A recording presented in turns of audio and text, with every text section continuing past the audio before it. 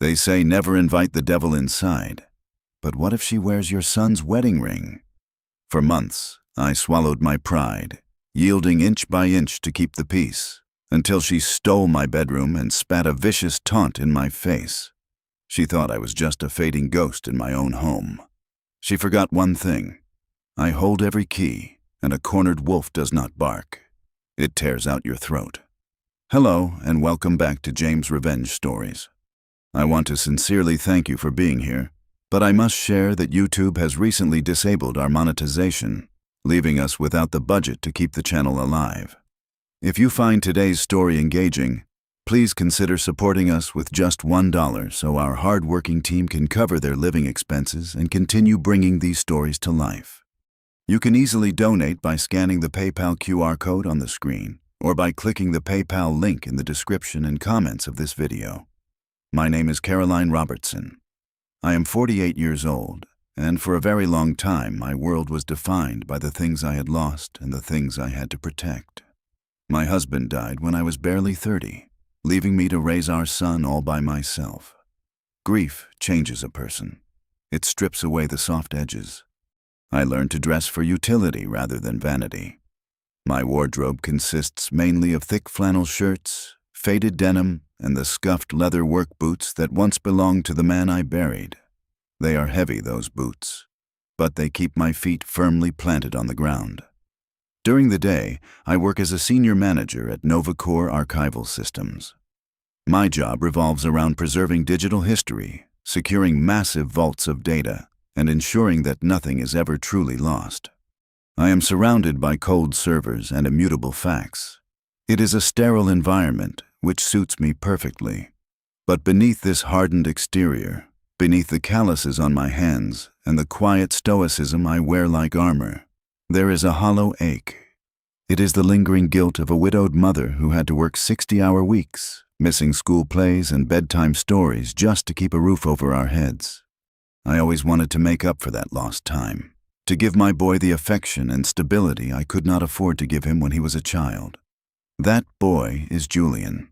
He is 26 years old now, a gentle soul with his father's kind eyes. But life has not been kind to him lately. For the past 3 years, he poured every ounce of his energy and savings into a tech startup out in Chicago. 2 months ago, the company collapsed entirely. He lost everything. Facing total bankruptcy and struggling with severe depression, he had nowhere else to turn. He packed up whatever was left of his life and drove back across the country to my large, rustic timber house in the quiet suburbs of Portland. I was ready to welcome him with open arms, to cook his favorite meals and let him heal in the quiet safety of the pine trees. But he did not come home alone. He brought Harper. They had been married for only 4 months, a whirlwind romance that happened right as his business was beginning to crumble. Harper was a striking woman. She possessed the kind of polished, effortless glamour that belonged on a magazine cover, not in the damp, mossy woods of Oregon. She always wore immaculate clothes. Her hair perfectly styled, her voice a melodic purr that seemed designed to disarm you. She was incredibly smooth with her words, always knowing exactly what to say to sound supportive and sweet. But I learned long ago at NovaCore to look past the interface and study the underlying code. When Harper smiled, it never reached her eyes. Her gaze was always moving, always calculating, scanning rooms and people as if appraising their net worth. The moment they arrived, I wanted them to feel comfortable. I wanted Julian to feel like a man, not a defeated child crawling back to his mother. So, without a second thought, I packed up my entire life. I voluntarily gave up the spacious master bedroom overlooking the valley, moving my clothes and my husband's few remaining keepsakes into the cramped guest room down the hall. I told myself it was a small price to pay for my son's happiness and his new marriage. For the first couple of weeks, a fragile peace settled over the house. We ate dinners together. I went to work at the data center, and they spent their days unpacking and supposedly figuring out their next steps. But soon, the quiet rhythms of my home began to warp. It started with small, seemingly harmless interventions. I noticed Harper had developed an extreme habit of controlling every single aspect of Julian's daily life. If Julian wanted to sit on the porch and read a book to clear his head, Harper would suddenly appear with a clipboard, gently pulling the book from his hands. "Julian, honey, we talked about this," she would say, her voice dripping with artificial sweetness. "You need to spend these 2 hours updating your resume. We cannot afford to be lazy right now." Then came the financial control. Julian had managed to salvage a meager severance and a small emergency fund, but within weeks, Harper had convinced him to transfer every last penny into a joint account that only she had the login credentials for. When I overheard them in the kitchen, Julian sounded exhausted, asking if he could buy a cheap cup of coffee in town. "We are on a strict budget, Julian," she scolded him softly, patting his cheek like a reprimanded toddler. "I am handling the money because you are too stressed right now. You know you make bad decisions when you are stressed." He just nodded. His shoulders slumped, his eyes void of the spark he used to carry. I watched from the hallway, my hands clenching into fists inside my pockets. I told myself to stay out of it. I told myself that marriage is complicated and that I was just being an overprotective, jealous mother. I kept my mouth shut and went to work. I yielded my space, my peace, and my authority, hoping things would balance out. I had no idea that I was merely laying down the red carpet for a parasite, allowing it to dig its claws deep into the very foundation of my home. The shift in the atmosphere did not happen overnight.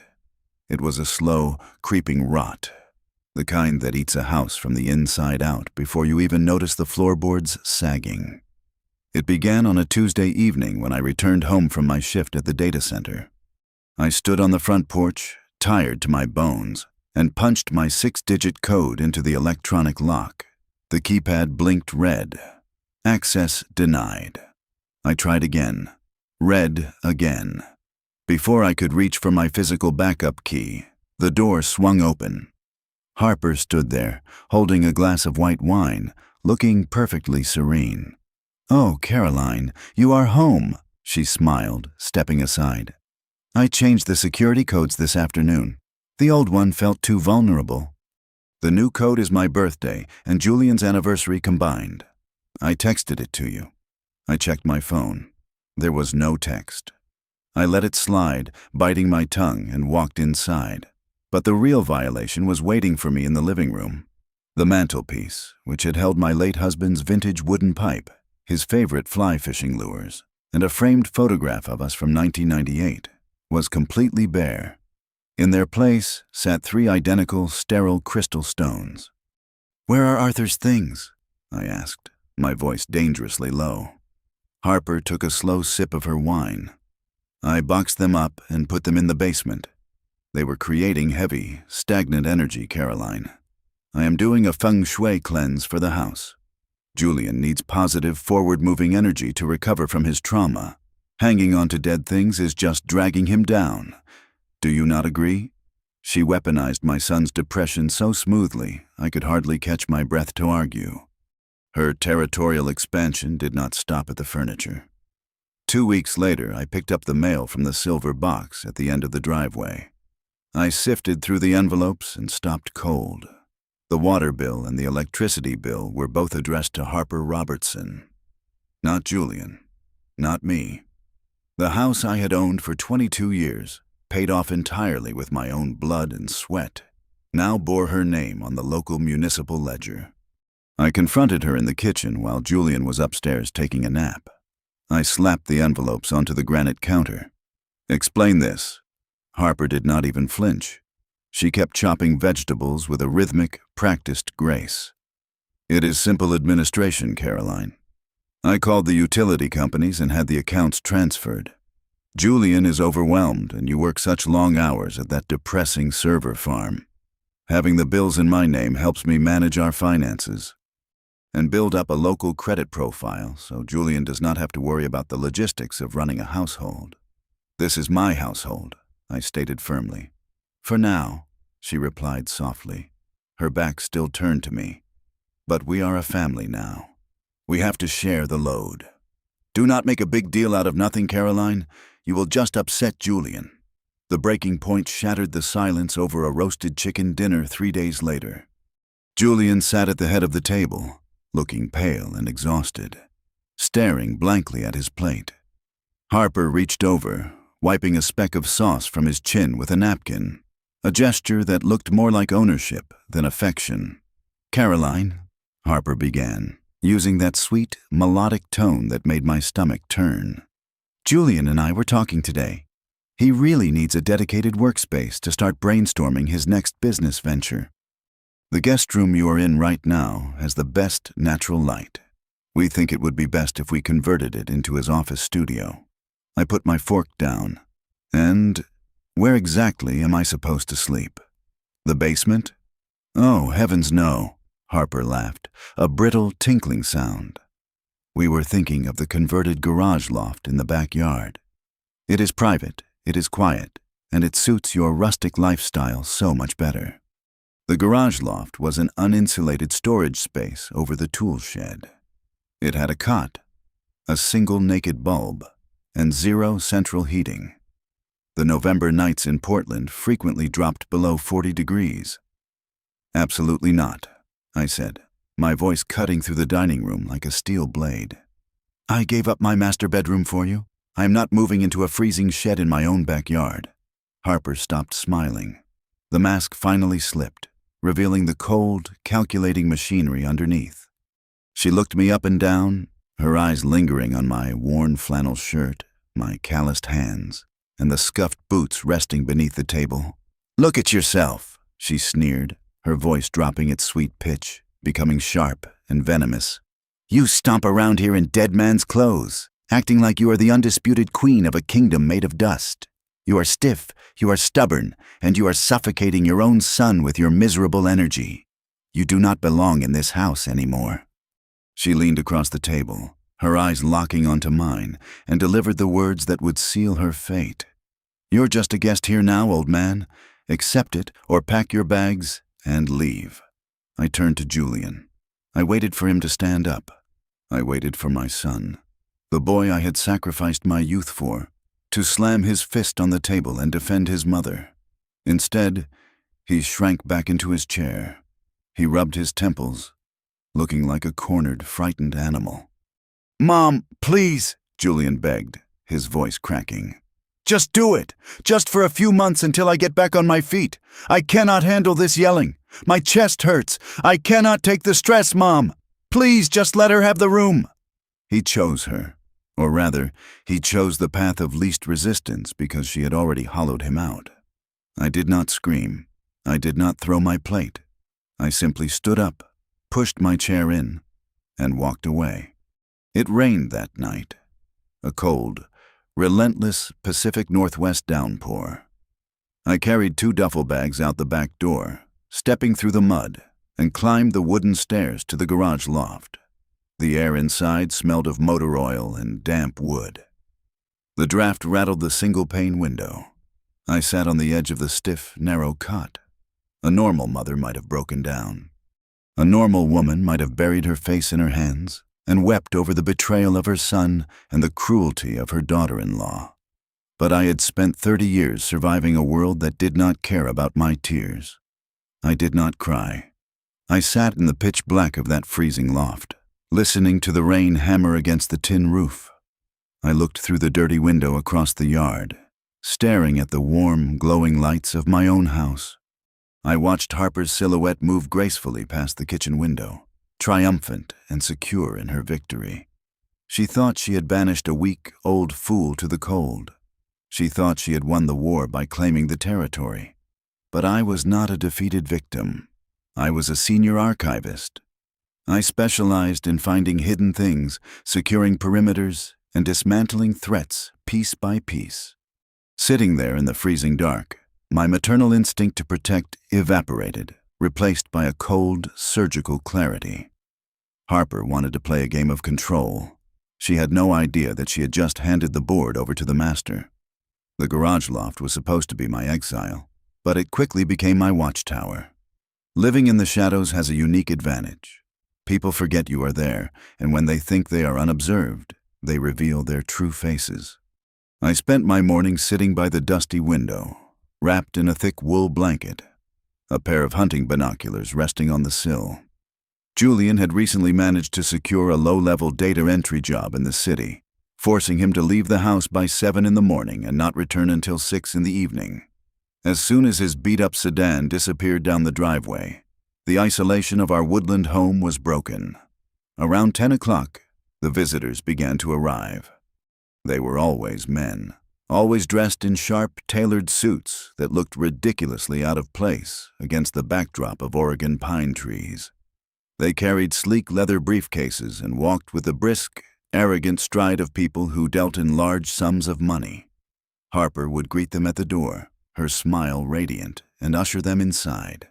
They never stayed longer than 45 minutes. My curiosity turned into a calculated investigation.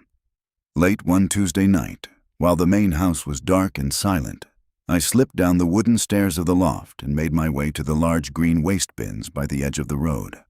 I wore latex gloves and carried a small flashlight, clicking it on only when necessary. Digging through the week's refuse, I bypassed the empty wine bottles and food scraps until I found what I was looking for. Ripped pieces of heavy cardstock and shredded envelopes were stuffed inside an empty cereal box. I gathered the fragments, took them back to the loft, and spent 2 hours taping them together under the harsh glare of my single light bulb. The return addresses made my blood run cold. They were not utility bills. They were notices from major national banks and aggressive, high-risk lending firms. The letters were addressed to Harper, welcoming her to new lines of credit with exorbitant interest rates of 24% and 32%. But the address on the accounts was my house. She was establishing a massive financial footprint right on top of my property. I needed eyes inside. 2 days later, Harper announced she was taking my son's car to a boutique in the city for a restorative spa afternoon, leaving the property entirely empty for at least 5 hours. That was all the time I needed. I went into my secure storage locker at work and retrieved 3 micro-surveillance cameras. They were state-of-the-art, no larger than the head of a nail, the kind we used at Novacor to monitor highly classified server rooms. I returned to the house and worked with surgical precision. I embedded one camera in the wooden trim of the front porch ceiling, giving me a clear view of anyone approaching the door. The second went into the living room, hidden seamlessly inside the grill of a decorative air vent. The third was positioned in the kitchen, disguised within the foliage of a fake potted fern Harper had recently bought. I wired the feeds directly to a secure, encrypted cloud server that only I could access from my phone and my terminal at work. Let her think she owned the space. I now owned the reality. The next morning, sitting in the climate-controlled silence of my office at Novacor Archival Systems, I initiated a shadow protocol. I bypassed standard search engines and tapped into our deep-level data aggregates, cross-referencing Harper's maiden name with municipal records, tax filings, and background check databases across 50 states. What I found was a gaping black hole. According to the Federal Registry, the Harper that Julian had married practically did not exist before the year 2019. Her credit history was a ghost town, wiped clean, with only a few scattered rental agreements in Nevada and Arizona that ended abruptly. She had no college records, no long-term employment history, and no family contacts. She was an absolute phantom who had suddenly materialized in Chicago right around the time Julian's startup received its initial phase of venture funding. She had targeted him when he had money, and now she was pivoting to drain the final resource he had left: me. The darkest revelation, however, did not come from the data servers. It came from the kitchen camera. I had noticed Julian growing increasingly lethargic over the past few weeks. His speech was slurred, his shoulders sagged, and his memory seemed to be slipping. He would forget entire conversations and stumble over his words, attributing it all to his crushing depression. But as I watched the live feed on my monitor that afternoon, the truth unfolded in high definition. Harper was standing by the marble counter, preparing Julian's afternoon coffee. With her back to the hallway, she reached into the pocket of her pristine cashmere cardigan and pulled out a small, amber glass vial. Using a dropper, she carefully squeezed 4 drops of a clear liquid into his mug, stirred it briskly, and then hid the vial away. It was a liquid sedative, a low-dose tranquilizer designed to keep him compliant, exhausted, and unable to think clearly. My breath hitched in my throat. She was not just manipulating my son, she was systematically poisoning him to keep him docile. The final puzzle piece snapped into place later that evening. I was sitting in the freezing loft, watching the living room feed on my tablet. The house was quiet, and Julian was asleep upstairs, knocked out by whatever chemical cocktail she had fed him.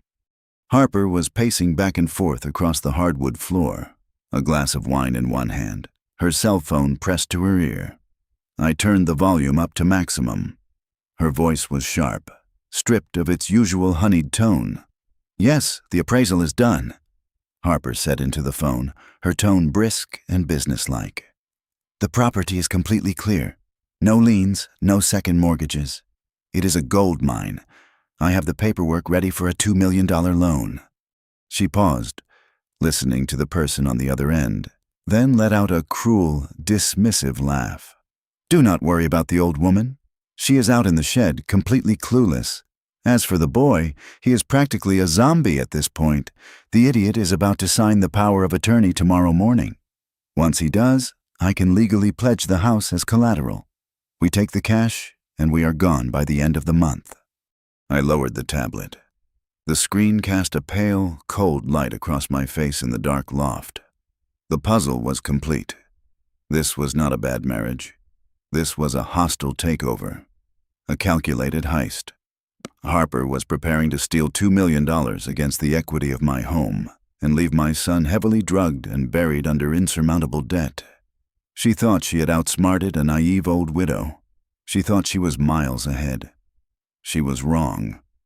The game of survival had just begun, and I was about to rewrite all the rules. I had the audio recording playing on a loop in my headset. Once the idiot signs the power of attorney tomorrow morning, I can legally pledge the house. The words echoed in my ears as my fingers flew across my mechanical keyboard. I needed to know exactly who I was dealing with. Using the raw audio file intercepted from her phone call, I ran a sophisticated voice-matching algorithm through NovaCore's Black Site biometric database. It took exactly 4 hours for the server to spit out a definitive match. The woman sleeping under my roof, the woman calling my son her husband, was not Harper. Her birth name was Elena Rostova, and she was a predator. The files that populated my screen painted a terrifying, systematic picture. Over the past 7 years, she had left a trail of ruined lives across 3 different time zones. She was a professional grifter, and her modus operandi was brilliantly sick. She did not target wealthy, stable men. She hunted young, ambitious entrepreneurs who had just experienced a massive financial or emotional collapse. Men whose self-esteem was in the gutter. Men who were desperate for validation and too emotionally compromised to notice the red flags. Julian was not a tragic love story. He was just mark number 4. But the database had an even more devastating secret waiting for me. I pulled up the high-definition footage from my porch camera, freezing the frame on the arrogant man in the tailored suit who visited every Tuesday and Thursday at exactly 10 in the morning. Harper had introduced him to Julian as an angel investor, a mentor who was going to help Julian rebuild his tech company. I ran his face through the public records facial recognition search. The system pinged almost immediately. His name was Marcus Vance, and he was not an investor. A scanned document from Clark County, Nevada, appeared on my monitor. It was a marriage certificate dated August of 2015. The bride was Elena Rostova. The groom was Marcus Vance. The document was perfectly legal and had never been annulled. My breath stopped. Harper was still legally married to the man sitting in my living room. Her marriage to Julian was entirely fraudulent. It was bigamy, a calculated legal fiction designed solely to grant her next-of-kin status and unhindered access to my son's remaining assets. Marcus was not her business partner. He was her real husband, and they were running this con together. They would sit in my house, drinking my wine, smiling at my medicated son, while quietly coordinating how to strip us down to the bone. I dug deeper into the intercepted bank communications. cross-referencing the loan applications I had pieced together from the trash. Harper had submitted a comprehensive commercial loan application to an aggressive private equity firm. The collateral listed was my property, valued at roughly $2 million. But to leverage a house she did not own, she needed my authorization. A scanned attachment in the intercepted data packet revealed her masterstroke. It was a general power of attorney, granting Harper full, unrestricted control over my financial and real estate assets. At the bottom of the page was my signature. It was a flawless forgery. She must have traced it from an old tax return or a canceled check I had left in a drawer before she banished me to the loft. With Julian's forced signature as a witness, which she planned to extract from him while he was under the heavy influence of the liquid sedative, the document would look entirely legitimate to a predatory lender willing to look the other way for a massive return. Once the $2 million hit her offshore account, she and Marcus would vanish, leaving Julian and me to face the catastrophic foreclosure and the criminal fallout. I printed every single document, every photograph, and every transcript. I stood in the center of the freezing garage loft, surrounded by a mountain of undeniable evidence. The drafty air bit at my cheeks, but I felt absolutely nothing. I looked out the dirty window toward the main house. The light in Julian's bedroom was off. My son was in there, heavily sedated, his life force being slowly siphoned away by a parasite he believed was his soulmate. A weaker person might have grabbed these papers, kicked the front door open, and started screaming. A normal mother would have called the local police right then and there to demand an immediate arrest. But calling a standard patrol car would only give Harper a chance to play the victim. She would weep, claim the documents were fake, and manipulate Julian one last time before making bail and disappearing into the wind. If I confronted her now, she might slip away and find another broken boy to destroy. I looked at the forged signature on the paper in my hands. A cold, suffocating rage settled over my heart. I did not want to just kick her out. I wanted to decimate her. I wanted to burn her escape routes, salt the earth, and ensure she spent the rest of her natural life wearing a federal prison jumpsuit. I sat back down at my makeshift desk and pulled out a burner phone I had purchased for secure communications. I dialed a number I had not used in 6 years. It belonged to an old friend of my late husband, a ruthless financial crimes attorney named Richard. When he answered, I gave him a brief summary of the situation. I then made a second call to a contact I had met through Novacor's government compliance audits, a senior tactical agent at the Commercial Fraud Task Force. I explained the bigamy, the forged power of attorney, and the imminent wire fraud involving a $2 million property. I told them I did not want to stop the transaction. I wanted to let her finish it. I wanted Harper to sign the final papers, to commit the federal crime completely and irreversibly, with all the federal agencies watching her do it.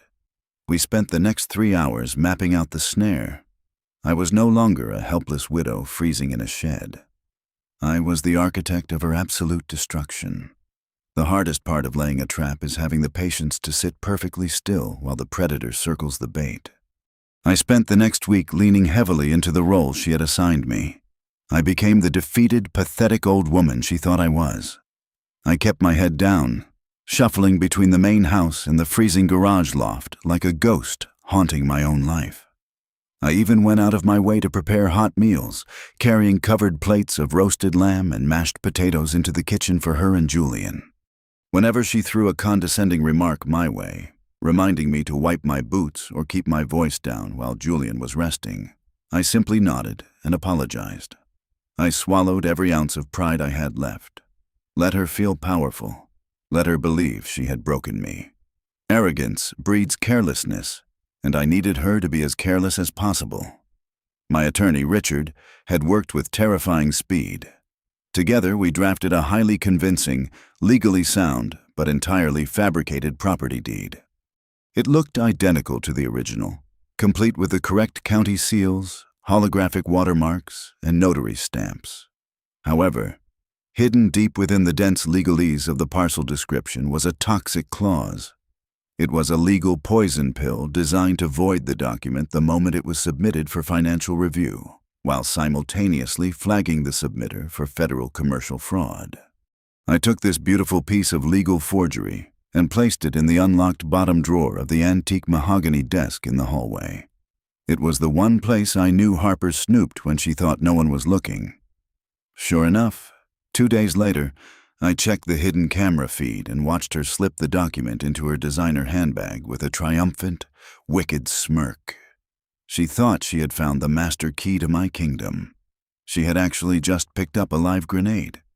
Now she needed a window of opportunity to execute the final stage of her heist.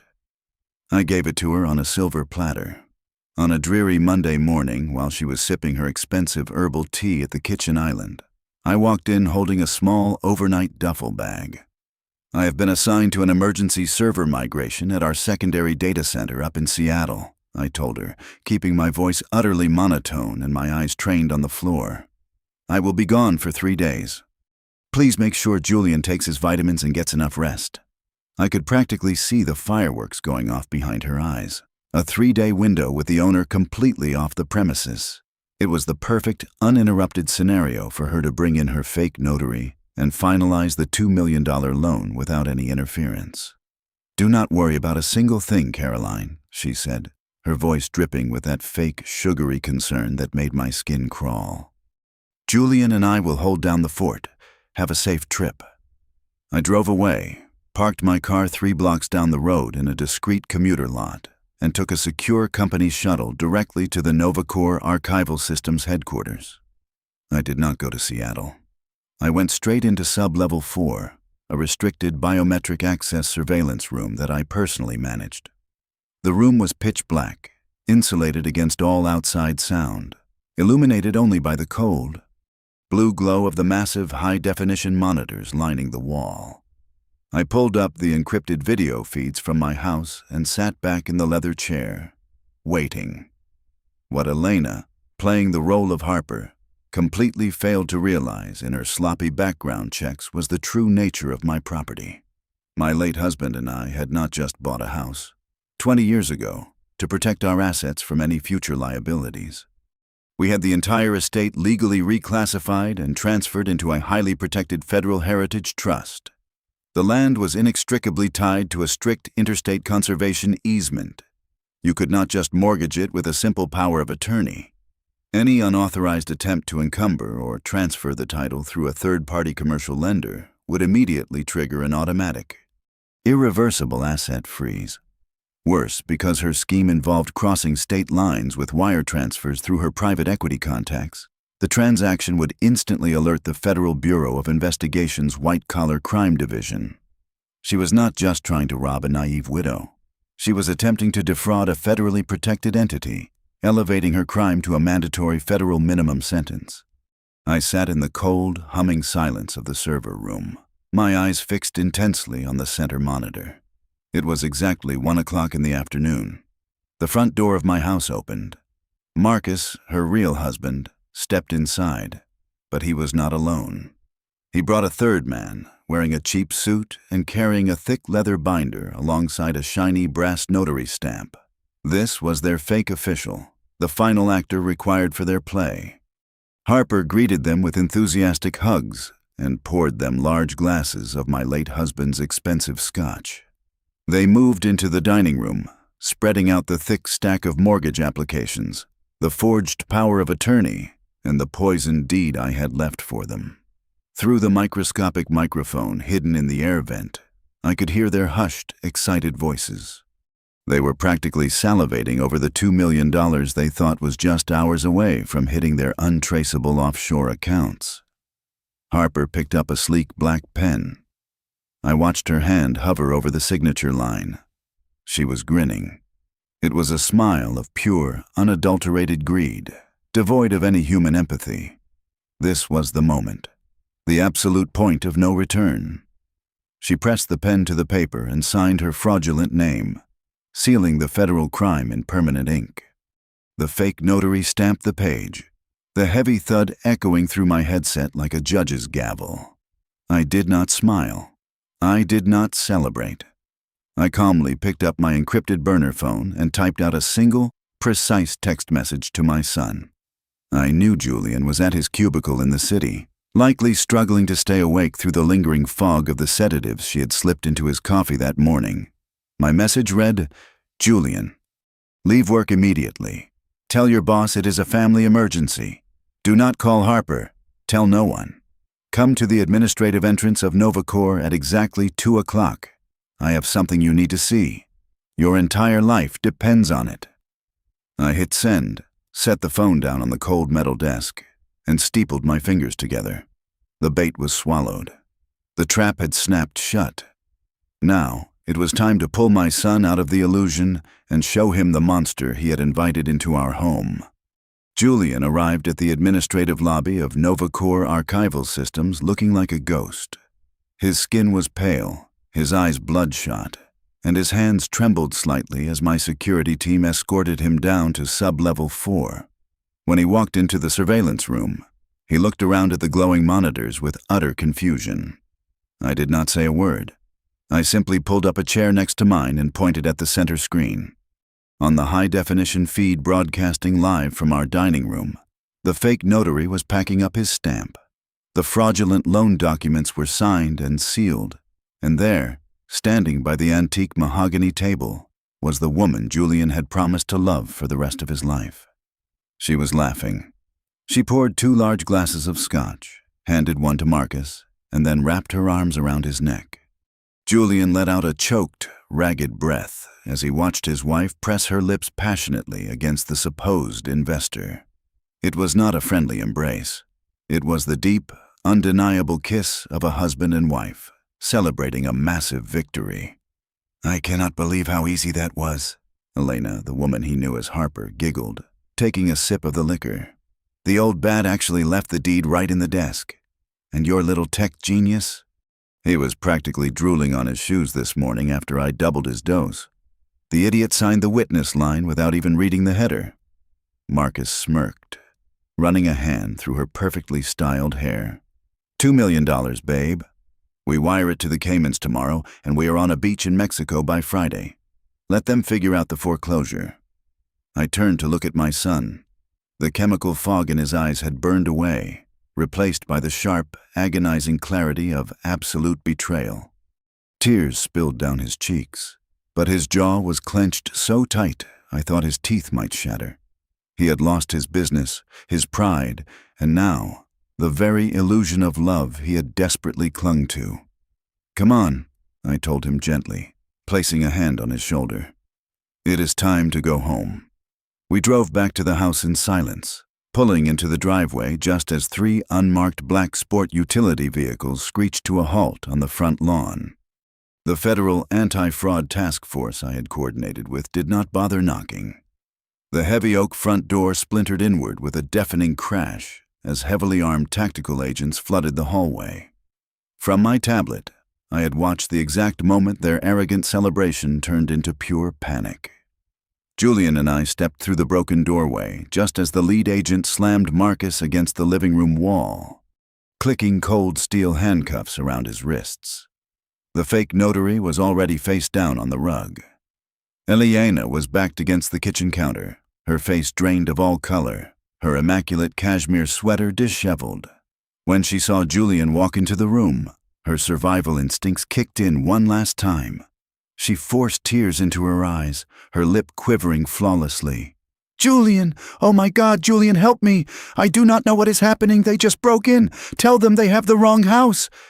Julian just stood there, his hands shoved deep into his pockets, staring at her as if she were a rotting corpse. I walked past my son and stepped right into her line of sight. I held the thick manila folder containing her real marriage certificate, her aliases, and the comprehensive logs of her financial fraud. I did not yell. I simply raised my arm and dropped the heavy file onto the granite counter. It landed with a heavy, final thud. The gig is up, Elena, I said, my voice steady and completely devoid of warmth. Her fake tears vanished instantly. The desperate, frightened wife disappeared, replaced by the cornered, venomous predator I had known she was all along. She glared at me, her chest heaving, realizing that the quiet old woman in the shed had just orchestrated her total destruction. I stepped closer, leaning in until my face was only inches from hers. I looked into those calculating, empty eyes and whispered the words I had been saving for weeks. Guests always know when it is time to leave, but the homeowner has the right to call the police to take out the trash. The federal agents hauled them away. Because she had attempted to defraud a federally protected heritage trust and committed wire fraud across state lines. The charges carried mandatory minimums that would ensure she and Marcus spent the rest of their natural lives wearing matching orange jumpsuits. Every illicit bank account they had set up was instantly frozen by the government. They walked out of my house with absolutely nothing. The next morning, the Oregon sun broke through the heavy rain clouds, casting a warm, golden light across the pine trees. The first thing I did was walk into my master bedroom. I gathered up her sterile crystal stones, her expensive clothes, and every trace of her artificial existence, throwing them all into the large green waste bins by the road. I unpacked my husband's wooden pipe and his fishing lures, placing them exactly where they belonged on the mantelpiece. I walked out to the back porch holding 2 steaming mugs of black coffee. Julian was sitting on the wooden steps, wrapped in a thick blanket.